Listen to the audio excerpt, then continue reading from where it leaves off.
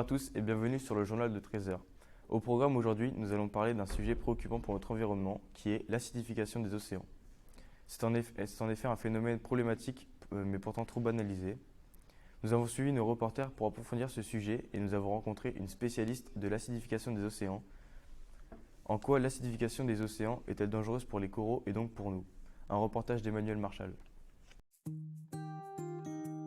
Oui, donc aujourd'hui, nous avons l'occasion de visiter le laboratoire marin afin de rencontrer Lucie, une scientifique experte sur l'acidification des océans. Bonjour Lucie. Bonjour Emmanuel. Merci de nous accueillir dans votre laboratoire. Dans un premier temps, pouvez-vous nous expliquer qu'est-ce que l'acidification des océans ?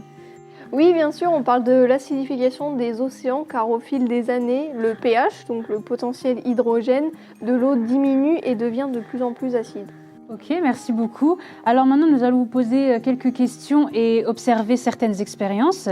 Donc la première question, quelles sont les conséquences du réchauffement climatique sur nos océans ?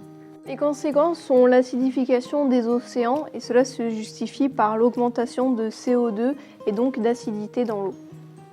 Et quel est l'impact du CO2 sur les coraux ?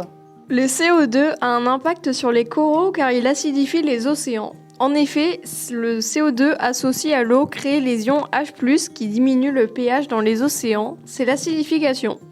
La production d'H+, diminue la production de CO3 de moins, qui permet avec du Ca2+, la fabrication du calcaire CaCO3.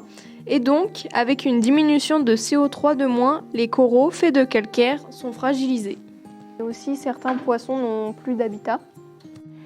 Et pour finir, quel est l'impact de l'acidification des océans sur l'homme ?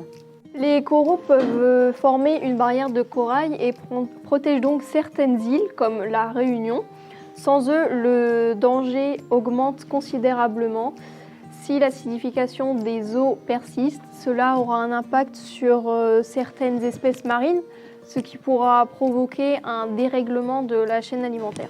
Et maintenant, nous nous retrouvons dans le laboratoire pour quelques expériences. Pour la première expérience, nous avons mis dans un bécher un coquillage et de l'eau de mer. Dans l'autre bécher, un coquillage et de l'acide chlorhydrique. Nous constatons alors qu'après quelques minutes, le coquillage se dissout dans l'acide chlorhydrique. Pour la deuxième expérience, dans un bécher, nous avons mis de l'eau de mer et de l'eau de mer riche en CO2. Pour voir le taux de pH, nous ajoutons du rouge de crésolne. Et les résultats montrent que le pH diminue avec de l'eau riche en CO2. Pour conclure, dans les océans, les coquillages ont besoin de CO3 de moins ainsi que de Ca2+, pour former leurs coquilles calcaires. Mais avec la présence trop importante de CO2, ça va les faire disparaître. Merci beaucoup Lucie de nous avoir accueillis dans votre laboratoire et de nous avoir fait découvrir davantage sur ce sujet. C'est la fin de ce journal, merci de nous avoir suivis et tout de suite votre programme de l'après-midi.